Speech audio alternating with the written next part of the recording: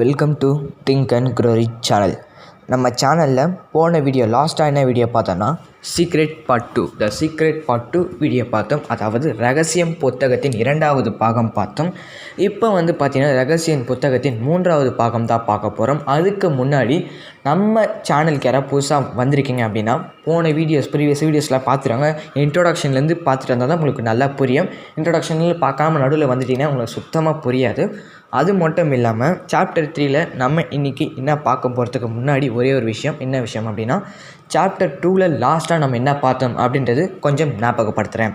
நம்ம சாப்டர் 2ல் லாஸ்ட்டாக என்ன பார்த்தோம், ஆசிரியருக்கும் மாணவர்களுக்கும் இருக்கிற ஒரு இது, அதாவது பார்த்தீங்கன்னா பேச்சுவார்த்தைகள் பார்த்தோம். அந்த பேச்சுவார்த்தைகள் எப்படி நல்லா போகுது, அந்த பேச்சுவார்த்தைகள் பயன்படுத்தி அந்த மாணவன் எப்படி ஒரு மிகப்பெரிய அச்சீவ் பண்ணான் வாழ்க்கையில், கஷ்டமாக இருக்கிற வாழ்க்கையை எப்படி அவன் மிகப்பெரிய அச்சீவ் பண்ணி வாழ்க்கையை கரெக்டாக ரன் பண்ணுறான் அப்படின்றத நம்ம பார்த்தோம். அது மட்டும் இல்லாமல் லாஸ்ட்டாக நீங்கள் கிடைக்கிறது எல்லாமே உங்களுக்கு நினைக்கிறது எல்லாமே உங்களுக்கு கிடைக்கும் அப்படின்றதையும் நம்ம பார்த்தோம். இப்போ சாப்டர் 3க்குள்ளே போகலாமா? நம்ம சாப்டர் 3க்குள்ளே போகிறதுமே நம்ம சேனல் சப்ஸ்கிரைப் பண்ணுங்கள், மறக்காமல் பக்கத்துக்கு பெல் ஐகானை கிளிக் பண்ணுங்கள்.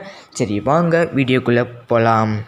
ரகசியத்தை நல்லா கற்றுக்கொண்டோம். அதாவது ரகசியத்தை நல்லா நம்ம பயன்படுத்தி நல்லா அதை ஆழமாக பேசிக் வயசுலேருந்து நல்லா கடைசி வரைக்கும் கற்றுக்கிட்டு ரகசியத்தை நம்ம வாழ்க்கையில் கரெக்டாக நம்ம பயன்படுத்தணும் அப்படின்றது பார்த்திங்கன்னா நம்ம வாழ்க்கை நம்ம நினைக்கிற மாதிரியே இருக்கும். நீங்கள் மிகப்பெரிய பணக்காரர்களாகலாம், நல்ல மனைவி அமையும், உங்களுக்கு நல்ல ஃபினான்ஷியல் அமையும், அது நல்ல வேலை அமையும், எல்லாமே பார்த்தீங்கன்னா நல்லபடியாக இருக்கும். உங்கள் வாழ்க்கை ரொம்ப ரொம்ப நல்லாவே போயிட்டுருக்கும். நல்லது நினைங்க, உங்களுக்கு நல்லது நடக்கும் அப்படின்றது பெரியவங்க சொல்லியிருப்பாங்க. அதேமாரி தான் இந்த கான்செப்டும், நல்லது நினைங்க நல்லது நடக்கும் அப்படின்ற மாதிரி தான் இந்த புக்லேயும் எழுதியிருக்காங்க. இப்போ ஆத்தர் சொல்கிறத நான் ஆத்தர் மாரியே பேசி அந்த ஆத்தர் என்ன சொன்னாரோ அதேமாரி உங்ககிட்ட பேசுகிறேன். நடுவில் எதுவும் நான் பேச விரும்பலை. ஆத்தர் என்ன சொல்கிறாரோ அதை அப்படியே பக்காவாக உங்களுக்கு நான் சொல்கிறேன். சரி வாங்க, இப்போ நான் ஆத்தராக மாறி உங்களுக்கு சொல்கிறேன். அந்த காலத்தில் வாழ்ந்த மிகப்பெரிய மாமனித மேதைகள்லாம் இருக்காங்க பார்த்தீங்களா, அவங்களாம் பார்த்தோன்னா இந்த ரகசியத்தை தெரிஞ்சு வச்சுருந்தாங்க. ஆனாலும் கூட மக்களுக்கு அவங்க சொல்லலை. அவங்களுக்கு ஏதோ ஒரு விஷயம் தெரிஞ்சிருக்கு, ஆனால் மக்களுக்கு அவங்க சொல்லவே இல்லை. அதுதான் ரகசியம், ஈர்ப்பு விசை. இது பார்த்தீங்கன்னா மக்களுக்கு அவங்க சொல்லாமல் மக்களை பார்த்தீங்கன்னா அடிமையாக வச்சுக்கிட்டு அவங்களே மிகப்பெரிய பணக்காரராக மிகப்பெரிய ரோல் ப்ளே பண்ணிகிட்டு இருந்தாங்க அந்த காலத்தில். மக்கள் எல்லோரும் பார்த்திங்கன்னா மின்சாரம் இல்லாத சக்கரை மாதிரி ஓடிட்டு இருக்காங்க. ஓகேங்களா, எல்லாருமே பார்த்திங்கன்னா அவங்க சொல்கிறத கேட்டு அவங்களுக்கு அடிப்பணிந்து ஒரு அடிமை மாரி வேலை செஞ்சாங்களே தவிர அவங்க எப்படி இந்த அளவுக்கு பெரிய ஆள் ஆனாங்க, நம்மளால் ஆக முடியுமா அதுமாரி எந்த ஒரு விஷயத்தையும் யோசிக்க முடியவே விடாமல் பார்த்திங்கன்னா முடியாமல் போச்சு. அது மட்டும் இல்லாமல் அவங்கள யோசிக்க விடுறதில்லை. அவங்கள பார்த்திங்கன்னா வேலை வாங்கிட்டு இது மாதிரி நிறைய விஷயங்கள் பார்த்திங்கன்னா இந்த ரகசியம் தெரிஞ்சுக்கிட்டு அவங்க பார்த்திங்கன்னா எல்லாரையும் அவங்க ரூல் பண்ண ஆரம்பிக்கிறாங்க. அதாவது ஒரு அரசாங்கம், அதாவது பார்த்திங்கன்னா இப்போ கவர்மெண்ட் இருக்க வச்சுக்கோங்களேன்.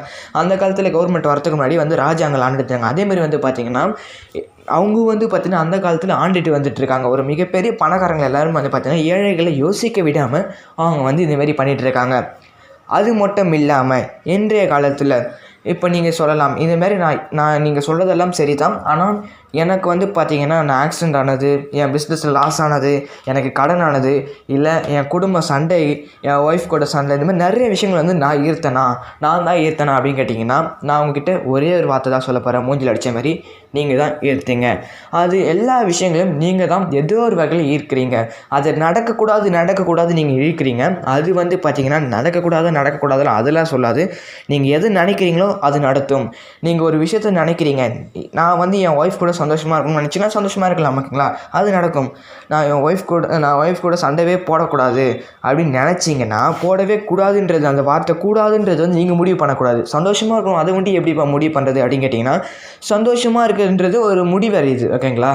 அது பார்த்தீங்கன்னா கரெக்டாக நடந்துடும். அதே ஒரு விஷயம் நீங்கள் இந்த மாதிரி நடக்கக்கூடாது அப்படின்னு சேர்த்து சொல்கிறது, அதுதான் முடிவு பண்ணும். கூடாதுலாம் கிடையாது, நடக்கும், எல்லாமே நடக்கும். நீங்கள் மனசில் நடக்கிறது எல்லாமே நடக்கும். கெட்டதாக இருந்தாலும் நடக்கும், நல்லதாக இருந்தாலும் நடக்கும். அதனால தான் உங்களுக்கு ஆக்சிடெண்ட் ஆகிறதோ இல்லை சில பிரச்சனைகள் வர்றதோ ஆகும், ஓகேங்களா. எனக்கும் அது மாதிரி தான் ஆச்சு. ஒரு தடவை எனக்கும் ஆக்சிடெண்ட் ஆச்சு. அது நான் தான் ஈர்த்தேன். ஓகேங்களா? அதுமாரி நம்ம உலகத்தில் நிறைய விஷயங்கள் இருக்குது. நிறைய விஷயங்கள் வந்து சொல்லணும்னா நிறைய விதிகள் இருக்குது முக்கியமாக. அதாவது பூமி ஈர்ப்பு சக்தின்னு கூட சொல்லலாம். அதாவது பார்த்தீங்கன்னா, நீங்கள் நல்லவனாக இருந்தாலும் சரி, கெட்டவர்களாக இருந்தாலும் சரி, மொட்டை மாடியிலேருந்து குதிச்சா எல்லோரும் கிராவிட்டியை நோக்கி போய் கீழே விழுந்து இறக்க தான் செய்வாங்க. ஓகேங்களா? நீங்கள் நல்லவராக இருக்கீங்கன்றதுக்காக நீங்கள் வந்து மேலேயே பறக்க மாட்டீங்க. கெட்டவங்களாக இருக்கன்றதுக்காக நீங்கள் கீழேயும் விழ மாட்டீங்க. யாராக இருந்தாலும் வந்து பார்த்தீங்கன்னா எல்லோரும் கீழே தான் வீழ்ந்தாகணும். ஓகேங்களா? அது மட்டும் இல்லாமல் இந்த விதியில் இன்னொரு விஷயம் இருக்குது. அதாவது பார்த்தீங்கன்னா, இது ஏழை பணக்காரன் அப்படின்றதெல்லாம் பார்க்காது, எல்லாருக்குமே உதவி செய்யும். என்ன ஒரு நெகட்டிவிட்டி இந்த விதியில் அப்படின்றது வந்து பார்த்தீங்கன்னா, நீங்கள் நல்லது கெட்டது இதை வந்து சரி பார்க்காது. அது எதுவாக இருந்தாலும் நீங்கள் மனசில் நினைக்கிற ஒவ்வொரு விஷயமும் உங்களுக்கு நடக்கும். அதை நீங்கள் ரிப்பீட்டடாக நடக்கும் போது கண்டிப்பாக நடக்கும் அப்படின்றது வந்து ஆணித்தனமாக வந்து சொல்கிறாங்க. உங்களை சுற்றி நடக்கிற எல்லா விஷயங்களும் நீங்கள் நினைக்கிறது மூலமாக அது நடக்குது அப்படின்றது ஒரு முக்கியமான விஷயம். அது மட்டும் இல்லாமல் எல்லாத்தையும் நான் தான் இழுக்கிறேனா, அப்போ இதுக்கு என்ன தான் தீர்வு அப்படின்னு கேட்டிங்கன்னா, உங்கள் எண்ணங்களை நீங்கள் வந்து கவனிக்கணும். நீங்கள் என்ன நினைக்கிறீங்களோ அதை வந்து நீங்கள் கவனிக்கணும். ஓகேங்களா? இதுவே ஒரு யோசனை மாதிரி தான். ஓகேங்களா? இதை கவனிக்கும் போது, பரிசீலிக்கும் போது, அதாவது ஆர்டராக நீங்கள் வந்து எண்ணங்கள் வந்து பார்க்கும்போது நீங்கள் வந்து சொல்வீங்க. சில பேர் வந்து முதல் முறையே நீங்கள் இந்த விஷயத்தை கேட்குறீங்கன்னா நீங்கள் வந்து சொல்லலாம், இது எண்ணங்களை நான் வந்து பரிசீலனை பண்ணோமா, இதுமாதிரி ரொம்ப நேரம் ஆகுமே, மிகப்பெரிய வேலை அப்படிலாம் நினைக்காதீங்க. உங்கள் எண்ணங்களை உங்களுக்கு தான் தெரியும் எப்படின்றது. அதை மற்றவங்களால் பண்ண முடியாது. நீங்கள் மனசில் என்ன நினைக்கிறீங்க, உங்கள் எண்ணங்கள் என்னன்றது தெரியாது. அப்படி நீங்கள் எந்த எண்ணங்களும் பரிசீலிக்கிறேன்னா, இல்லை எந்த எண்ணங்களுமே உங்களுக்கு தோணாமல் இருந்தீங்கன்னா தானாக இயங்கும். ஒரு மின்சாரம் மாதிரி உங்களுக்கு வந்து, ஒரு மின்சாரத்தில் ஓடுற ஃபேன் மாதிரி உங்களுக்கு வந்து தானாகவே ஓட ஆரம்பிச்சிடும். எல்லாத்தையும் ஈர்க்க ஆரம்பிச்சிடும். கெட்டது நல்லது எல்லாத்தையும் ஈர்க்க ஆரம்பித்து உங்களது வந்து பார்த்தீங்கன்னா மொத்தமாக உங்கள் லைஃபே ஃபாயில் பண்ணி விட்டுரும். அதனால் வந்து பார்த்தீங்கன்னா நல்ல விஷயங்களை ஈருங்க. நீங்களே வந்து அது இழுக்கிறதுக்கு முன்னாடியே வந்து பார்த்தீங்கன்னா நீங்களே ஒரு காந்தமாக பயன்படுத்தி எல்லா நல்ல பாசிட்டிவ் மெட்டல்ஸு, நல்ல மெட்டலை வந்து இழுங்க. கெட்ட மெட்டலை இழுக்காதீங்க. இழுக்காத முதல்ல வந்து பார்த்தீங்கன்னா உங்களுக்கு நல்ல மெட்டல் இருக்கும்போது உங்களுக்கு நல்லதே வந்து நடக்கும். ஒரு என்ன அச்சீவ் பண்ணணும்னு நினைக்கிறீங்களோ அது எல்லாத்தையும் நீங்கள் கூடிய சீக்கிரத்தில் அச்சீவ் பண்ணுவீங்க. இன்னொரு முக்கியமான விஷயம் அப்படின்றது என்னன்னு வந்து பார்த்தீங்கன்னா, நம்ம எண்ணங்களை மொத்த எண்ணங்கள் பரிசீலனை பண்ணுறது நடக்காத ஒரு விஷயம். நீங்கள் தான் சொன்னீங்க நடக்கும் அப்படின்றது வந்து பார்த்திங்கன்னா, நம்மளுக்கு ஒரு நாளைக்கு 60,000 எண்ணங்கள் வரும். அது எல்லா எண்ணங்களும் வந்து பார்த்தீங்கன்னா பாசிட்டிவ் நெகட்டிவ் எல்லாமே கலந்து தான் இருக்கும். ஒருத்தர் கூட சொல்ல முடியாது எனக்கு நெகட்டிவ் எண்ணங்கள் வரலை, எனக்கு நெகட்டிவ் எண்ணங்கள் ஈர்க்கலை அப்படின்றது சொல்லவே முடியாது. நெகட்டிவ் எண்ணங்கள் யாராக இருந்தாலும் இருப்பீங்க. அந்த 60,000ல் ஒன்றாச்சும் இருக்கும் நெகட்டிவ் தாட்டு. ஓகேங்களா? அது மட்டும் இல்லாமல் முக்கால்வாசி ஏழைகள், அதாவது முக்கால்வாசின்னு சொல்ல முடியாது, எல்லா ஏழைகளும் வந்து பார்த்திங்கன்னா இந்த லிஸ்ட்டில் தான் வருவாங்க. அதாவது எல்லாத்தையும் இழுப்பாங்க. நெகட்டிவ் பாசிட்டிவ் என்னன்னே தெரியாமல் இழுப்பாங்க. ஆனால் பணக்காரர்கள் பாசிட்டிவ் கரெக்டாக இழுப்பாங்க. அதுக்கப்புறம் நீங்கள் வந்து எப்படி இதை வந்து 60,000 வருது, அதை எப்படி நான் பரிசீலனை பண்ணுறது அப்படின்னு பார்த்தீங்கன்னா, அந்த 60,000 எண்ணங்கள் அவன் யார், இவன் யார், அவன் எங்கேருந்து வந்தான், நம்ம இங்கே போகலாமா, அங்கே போகலாமா, இந்தமாதிரி நிறைய எண்ணங்கள் இருக்கும். ஓகேங்களா? அந்த எண்ணங்கள் எது முக்கியமான எண்ணம், இந்த பிஸ்னஸில் நான் இன்வெஸ்ட் பண்ணவா, என் ஒய்ஃபை நான் இங்கே வெளில கூப்பிட்டு போவா, இல்லை என் ஃப்ரெண்ட்ஸோடு நான் என்ஜாய் பண்ணவா, இந்த நிறைய விஷயங்கள் வந்து நீங்கள் முக்கியமான விஷயங்கள் உண்டு. உங்களுக்கு உங்கள் வாழ்க்கையை சேஞ்ச் பண்ணக்கூடிய எண்ணங்கள் உண்டு. நீங்கள் பரிசீலனை பண்ணால் போதும். ஒரு 10 எண்ணங்கள் இல்லை ஒரு 100 எண்ணங்கள் தோன்றிருக்கும் உங்களுக்கு ஒரு நாளைக்கு. முக்கியமான எண்ணங்கள் உங்களை செய்கிற வேலையை பொறுத்து அந்த எண்ணங்கள்லாம் உங்களுக்கு தோணும். அந்த எண்ணங்களை பரிசீலனை பண்ணுங்கள். முக்கியமான எண்ணங்கள் ஒண்டி. இன்னொரு அற்புதமான விஷயம் இருக்குது. அதாவது எண்ணங்கள் 60,000 இருக்குது அப்படின்றது ஆய்வாளர்கள் சொல்லியிருக்காங்களே. இப்போ நான் எல்லா எண்ணங்களும் எனக்கு முக்கியமான எண்ணங்கள் தான் அப்படின்னு நீங்கள் நினச்சிங்கன்னா அதுக்கும் ஒரு தீர்வு இருக்குது. அதாவது என்ன அப்படின்றது வந்து பார்த்திங்கன்னா, உங்கள் எண்ணங்களில் இப்போ மொத்தமாக பரிசீலனை பண்ணுறது ரொம்ப கஷ்டமான விஷயம்தான். ஆனால் இன்னொரு விஷயம் இருக்குது. அதாவது உங்கள் எண்ணங்களோட ஆக்ஷன்ஸுக்கு பார்த்திங்கன்னா அந்த ஆக்ஷன்ஸ், அதாவது உங்கள் வெளித்தோற்றம் வச்சு ஒரு எண்ணங்கள் நீங்கள் எண்ணும் போதும் அது வெளித்தோற்றம், அதாவது உங்களோட பண்புகள் சொல்லலாமே. அதாவது நீங்கள் சந்தோஷமாக இருக்கிறதாகட்டும், நீங்கள் சேடாக இருக்கட்டும், இந்த ஒரு எண்ணங்கள் எண்ணும் போது எது உங்களுக்கு கஷ்டத்தை கொடுக்குதோ அந்த எண்ணங்களை எண்ணாதீங்க. எந்த எண்ணங்கள் எண்ணும் போதோ உங்களுக்கு சந்தோஷமாக இருக்கும் அந்த எண்ணங்கள் எண்ணுங்க. அதாவது உங்களுக்கு ஒரு குழந்தை இருக்குது, அந்த குழந்தைய வந்து நல்ல ஸ்கூலில் சேர்க்கலாம், இல்லை அந்த குழந்தைய சந்தோஷமாக எங்கே வெளில கூட்டு போகலாம், இல்லை உங்கள் ஒய்ஃபை வந்து சந்தோஷமாக படுத்தலாம், இல்லை உங்கள் ஃப்ரெண்ட்ஸ் கூட என்ஜாய் பண்ணலாம். சந்தோஷம் கொடுக்கக்கூடிய எண்ணங்களை நீங்கள் வந்து அப்பப்போ செஞ்சுக்கிட்டே இருக்கணும்.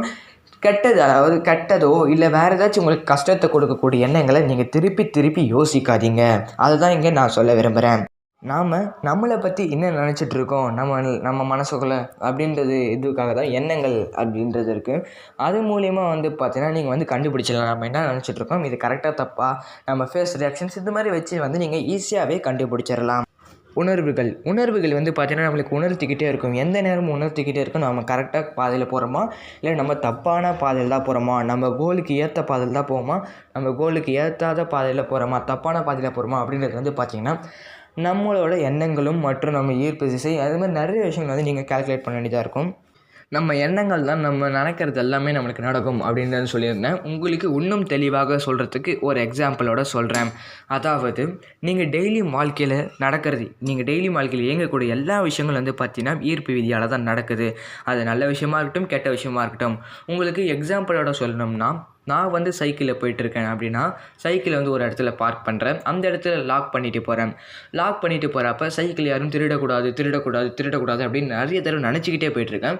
நான் வந்து ஒரு வேலையை முடிச்சுட்டு நான் திரும்பி வரப்போது அந்த சைக்கிளை திருடிடுறாங்க. இதே வேறு ஒருத்தர் வந்து பார்த்திங்கன்னா அந்த சைக்கிளை பற்றி எந்த ஒரு கவலையும் இல்லாமல், எந்த ஒரு இதுவும் இல்லாமல் வந்து பார்த்திங்கன்னா அந்த சைக்கிளை வந்து பார்த்திங்கன்னா பூட்டே போடாமல் போயிட்டு வராரு. அவர் சைக்கிள் காணாமல் போகலை.